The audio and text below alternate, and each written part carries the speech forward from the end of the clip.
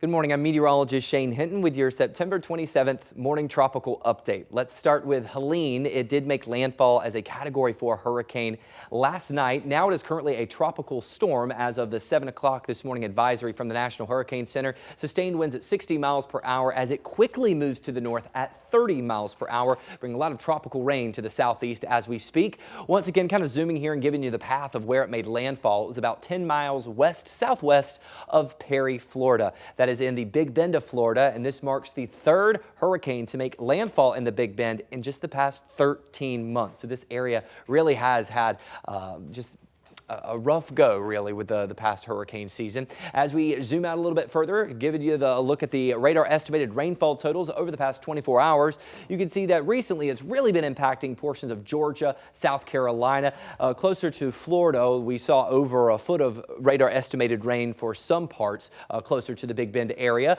Over the next few days, the rainfall is really going to be falling for Tennessee and then western North Carolina. Really, the eastern half and the northeasterly quadrant is what we consider the dirty side of a storm, and will bring definitely the heaviest rain and maybe even a tornado threat.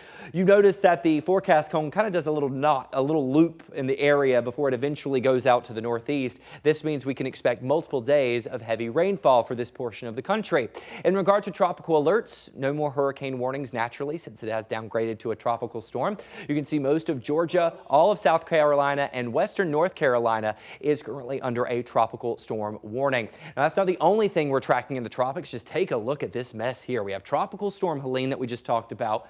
Isaac yesterday was a tropical storm. Today it upgraded to a hurricane. Now the good news for us here is it's continuing to move out to the east, so it's not going to be impacting the United States. Then we have two additional waves out in the central to eastern Atlantic, the first of which has a 90% chance of tropical development. We do very much think that it will become Joyce later today. That's the J name on the list. Right behind it, a new development this morning. Only has a 20% chance over the next week, but we'll keep our eyes on it. It's a wave moving off the west coast of Africa.